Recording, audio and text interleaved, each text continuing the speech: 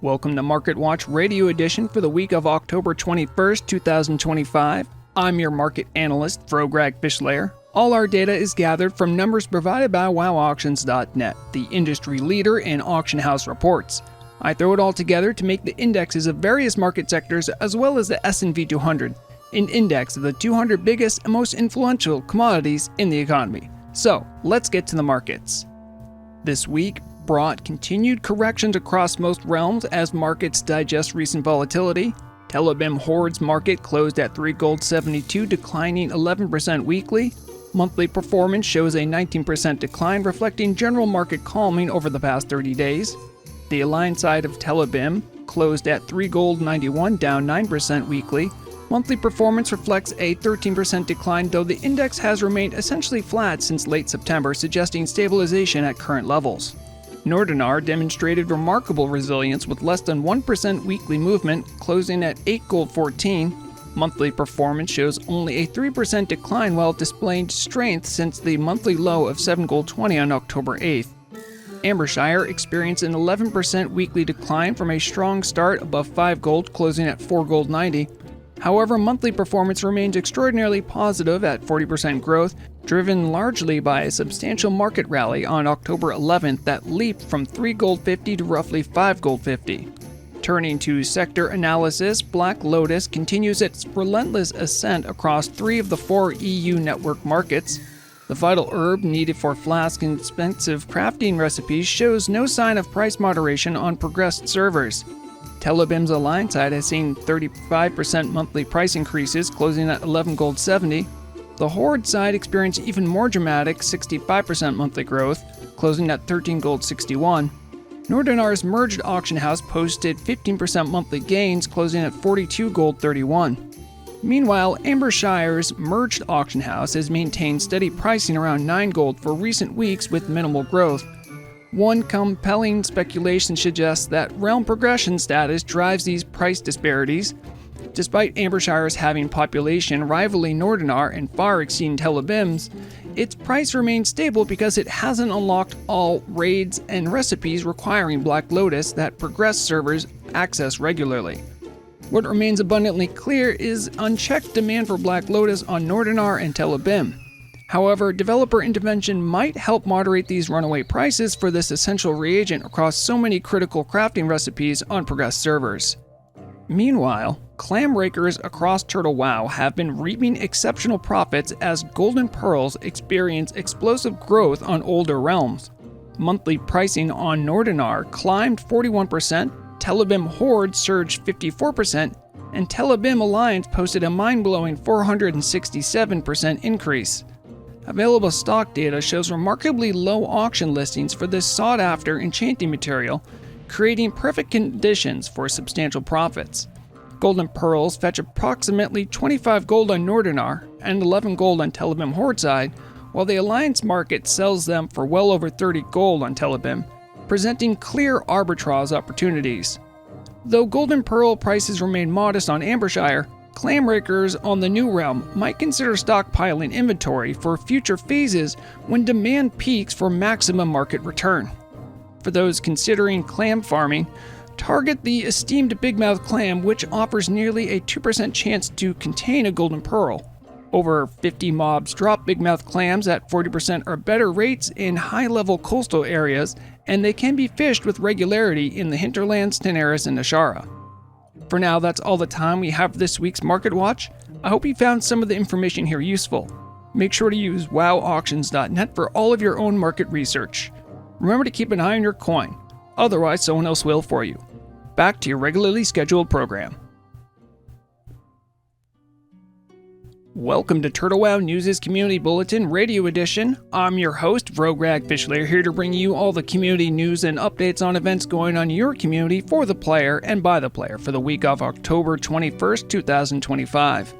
I must apologize for a slightly self-indulgent story this week, but last week marked a significant milestone for Turtle WoW's #1 news org, yours truly.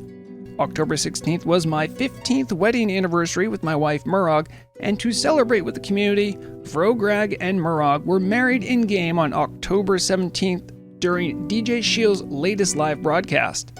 I'd like to thank everyone for their kind words and well wishes on this great occasion for the Fishslayer family. Special thanks to DJ Shield for interviewing us both and officiating our in-game ceremony in Booty Bay. Love you, Murrog. Here's to another 15 years. In radio programming, this week brings excellent live entertainment. DJ Crustman performs Tuesday at 8 p.m. server time, immediately followed by DJ Whiskey at 1 a.m. Wednesday. DJ Angelin takes the stage Thursday at 6 p.m. DJ Nofero spins Friday at 10 p.m. And DJ Lato closes the week Monday at 10 p.m. With more DJs than ever, now there are countless reasons to keep your radio tuned to Everlook Broadcasting. Looking ahead to late October events, Chapter 3 of Telebim's narrative PvP storyline, Reclaim the Resources, takes place on November 1st at 9 p.m. server time at Thandal Span. Following the Horde's Arathi Basin victory and successful resource plundering, both factions prepare for a climactic bridge battle as the Horde attempts to intercept Alliance caravans heading to Ironforge. RPGMs will add special flavor with broken caravans appearing throughout Arathi Highlands in the days preceding the events, plus Horde and Alliance camps positioned north and south of the bridge respectively. Factions should remain in camps until precisely 9 p.m. when simultaneously advance towards the bridge. Victory goes to whichever faction defeats the other and successfully moves their raid to the opposing camp. The Second Gurubashi Empire hosts an RP-PvP event on October 31st at 8 p.m. server time at the Gurubashi Arena on Nordinar. When the spirit planes merge with the mortal realm, fighters from all kingdoms are summoned for blood and glory, honoring Mazala, Loa of Death. Ceremony introductions and friendly preliminary skirmishes begin at 8 p.m., followed by the Gurubashi Chest Drop at 9 p.m., with 200 gold prize for whoever successfully loots it. Costumes, war cries, and hoodoo blessings are encouraged. Contact Kabat in-game for further information. The Turtle Fair returns October 25th at 3 p.m. server time at Red Ridge Mountains Haunted Keep on Nordinar for a special Hollow's End celebration. This bi-monthly RP community event welcomes role players of all experience levels and both factions for performances, stalls, games, contests, storytelling, food, drink, and a special costume contest. Summons are available from Turtimer, who also offers VIP tickets for 10 gold, providing special perks and fair support. As always, check the event channel in TurtleWow Discord for complete activity listings. TurtleWow is more than a game, it's a community.